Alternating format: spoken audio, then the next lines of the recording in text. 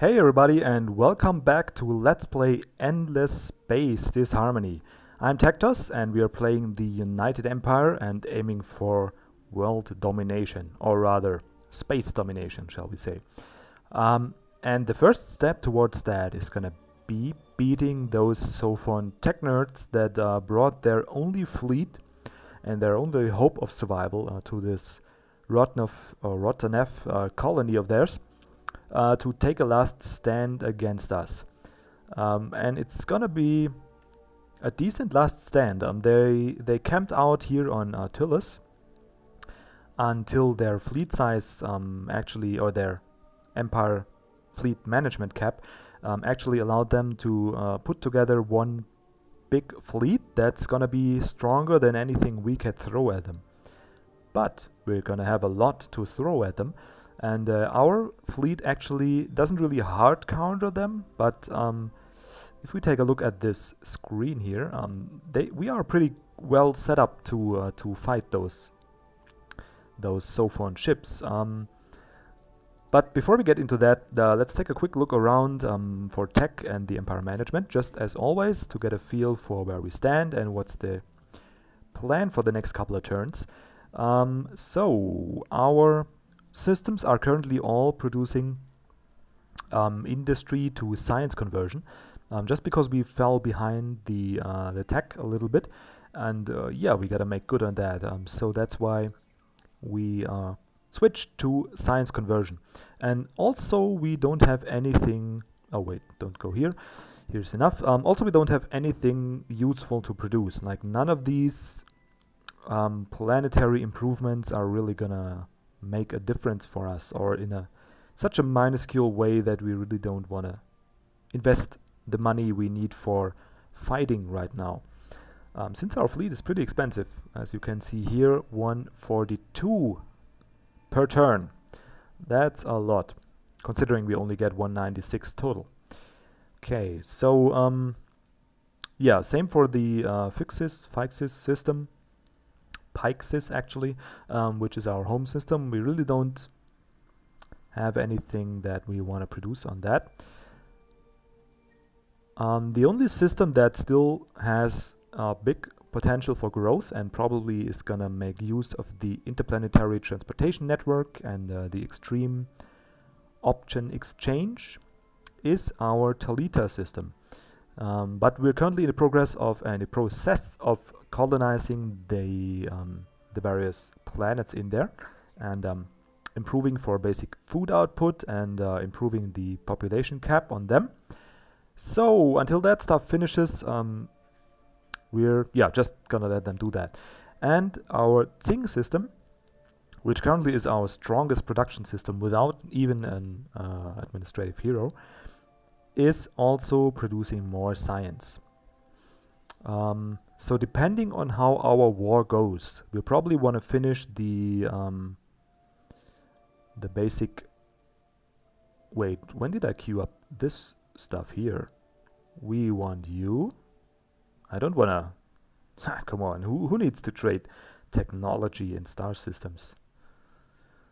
That's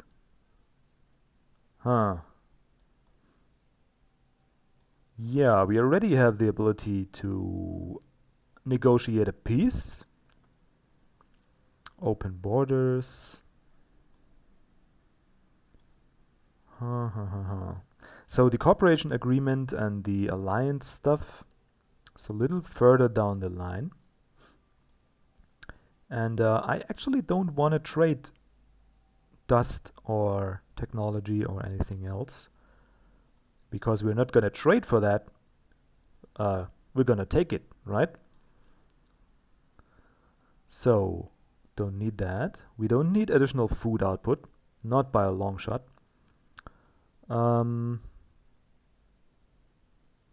But we do want eventually this colonial rights thingy. That is really good.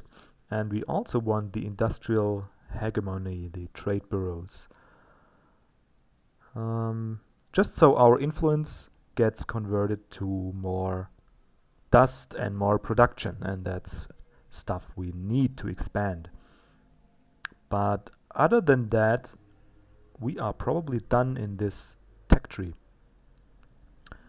Plus 100% luxury base fits bonus on planet. That actually does sound decent. But we don't need those faggy trade options. Yeah, we're probably gonna go through the food improvement. What's that? Even more stuff we don't know we need. More stuff we don't need. So in the in the technology tree, we probably in the technology tree, yeah, in the diplomacy tree, we probably only need these 3 techs: optimized logistics, planetary landscaping, and industrial hegemony. And later down the road, we're gonna take the unlimited information highways. Sounds a little bit like the internet, but probably better. Okay, but what we do need is some improvements here. We need bigger ships, more stuff to fit on our ships, and we need more weapons. We do. Okay, so we take this increased command cap. We already have our cruiser ship class. We're gonna take the Casimir effect and the Baron systems, and from there straight into more space on our ships. And photon distortion. Yeah, let's just get that first and then take a look at getting towards more science output. Okay, so that's gonna do it for us now. So we got the science set up, we got our empire management managed. That's good. So let's get to dealing with those sophons finally. I know I've been ducking it, but let's get to it now. I'm just a little scared that we actually might get our asses handed to us, because they have a little more fighting strength, and I'm not really sure how their ships are gonna fare against us. Okay, so what ship types do they have? They have the Protector 2 and the Investigator 3. That's all they have. Protector 2, Investigator 3, Investigator 4, but it's just an increased... No. Investigator 4. So they got... The Protector has melee range kinetics. That's really good. They have no flak defense. That's even better. They got deflect and shield. But our main damage output is the rocket ships. And some beams, but yeah, mainly rocket ships. And we have shields. So we're not well equipped to, once we get to the melee phase, those protectors are gonna rip us apart. But we also got our dogfighters, who could maybe take a hit or two. And they're also already effective at mid-range. So yeah, we got some lasers for that. So the Protector class is not a threat. The Investigator basically seems like... Oh, they got some flak defense, okay. They reacted to us. So the Investigator 4 is a little more of a threat. They can deal with our missile fire, and they have the potential of reaching us in close combat. And once they do, they're gonna rip us to shreds. Don't have any illusion about that. Okay, the Investigator 3, and that's the meat of their fleet, has beam weapons, that's medium range, and also no missile defense. Wow, that's really sweet. So what I'm hoping for is our first volley of missiles, if it is spread out well. And we do set our targeting to spread fire. So we hit a lot of ships. And because with the missiles, if you do the nosebreaker, you know, just focus on one central heavy ship, which the Sophons don't have anyway, but if you do that with missiles, since missiles fly slow but have a lot of damage output on hit, they're gonna overfire on the ship. Like, they're gonna all send their missiles on one ship, and that one is probably gonna die. But you could have killed a lot more. It's like they will use maybe 2000 damage on a 400 HP ship. So we definitely want to spread the fire to hit as many targets as possible. And just take the default formation. Most HP ships are in the front. We can't see what they are targeting, of course. And for the long range phase, we want to do anything we can to increase our accuracy on the missiles. And the only thing we have for that is the short circuit. So we're gonna take that. Now, in the mid-range, they have some beam weapons. And what could they do with beam weapons? What could they do with that? They could do the adaptive strategy, just to increase their weapon damage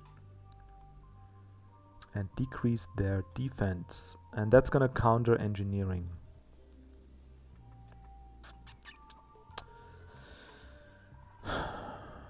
Oh, it's not that easy. We could go for short circuit again. Yeah. We could go for that again, but I want to have some defense. We could increase our deflector efficiency, but we don't have many deflectors. All our defense is shield. So we're probably gonna go for the barrier. Even though it's a risk that we're gonna get adaptive strategized. But I'm gonna take that risk because anything else is not really useful. Like the deflector efficiency. Yeah, we really don't, we don't have deflectors, first of all, and we're gonna lower our beam damage, so we have some beams, so that's really useless. The weapon overclock. Yeah, we're gonna do that in the melee battle phase, but for now it's really not that useful. So the only options are short circuit again and barrier. And I feel we take the barrier. And we will probably take weapon overclock. Yeah, but that depends on which ships are actually left over alive. So we're gonna set it to barrier for now. And if our dogfighters survive, we have 2, 3, 4 of those. If they survive, survive, really, did I say that? Survive, we're gonna pick the weapon overclock. And if none of those survive, we are probably gonna go for barrier, or even, yeah, we're probably gonna go for barrier. So let's get to it, right? Manual fight. Now manual is a bit misleading, you can just watch the action, but so here's the Sophon fleet. They look like a couple of sperms actually flying towards that egg cell here. That's really, yeah, that's how a fleet's supposed to look. They look like the ancient Greek ships. If you saw the second 300 movie, by the way, that's how their ship looks. It's a bit weird. Yes, we're gonna counter their magnetic field strategy, and here we are shooting our missiles. Come on now. Oh, I'm really hoping for a big impact of those missiles. Come on. Hit. Do it. Destroy a couple of ships. We're already taking some slight damage, but yes, 1, 2. Oh, yeah, that hit badly. 1, 2, 3, 4, 5 ships are dead already. Yes, that's perfect. So we countered their useless defense, and now our beam weapons are taking effect. Okay, we lost 1 rocket ship, and the damage is spread out nicely. That's good. And our missiles should hit soon and end this battle. Wow. Oh shit. Oh, okay. They are fighting back. They still have one ship. Oh, guys, I can't tell you how happy that makes me. I really expected we lose our first fight, and we lose it badly. But we completely annihilated them. Yes, our missile tech actually paid off, and we completely destroyed them. Victory at Rotterdam. Oh, baby, that's so good. All their fleet destroyed. So this war is over. There's just, yeah, it is over. That's basically it. Sweet. That's really sweet. Okay, so we got a bunch of XP on that. 3 ability points. Wow. So let's get to spend those. We have the fast reboot 1. So we do want... what's that tech again? I keep forgetting. Fast reboot 2 and rapid adaptation. That's what we want. So that's 2 more. And after that, what do we want after that? Let's take a look at the commander. He has some battle actions. We could go for the defense and engine tuner. So we are repairing more and we are moving faster. So that's really gonna be our front hero. That's really nice. Okay, so the fast reboot 2 and the rapid adaptation. And we can already get the +2 fleet movement. Sweet, sweet, sweet, sweet, sweet. So we don't need any immediate battle enhancements like the defense and the veterans. But what we do need is regeneration in all areas. Look at that. 2%, which is really big for our... What's our ships? We have 650 HP base, right? So 1% of that is 6 times 2 is 13. 6.5 times 2 is 13. Plus 5. So we're already regenerating 20 something, 28 HP. 13 plus 5 is 20 something. Yeah, come on. We are regenerating 18 HP per turn. It's not that much, but it is a regeneration at least. And the bigger the ship, the more heavy this is gonna kick in. Also, if we got some bigger ships with the repair modules, they are gonna contribute to that even more. So, and the +2 movement is just nice. Okay, that went really well. We lost 2 dogfighters, 3 rocket ships, that's okay. And they lost their complete fleet, 12 ships. So, and they have 1 fleet left. Now, do we engage that? Do we engage that with our non-hero fleet? Or do we wait 1 turn? I think we wait 1 turn. So what we're gonna do now, take the dogfighter and scrap that. And yeah, for the rest we're gonna leave that and reinforce it. But yeah, let's get to that in the next turn. So again, thanks for watching. Have a great day. If you liked what you saw, leave comments and bye bye.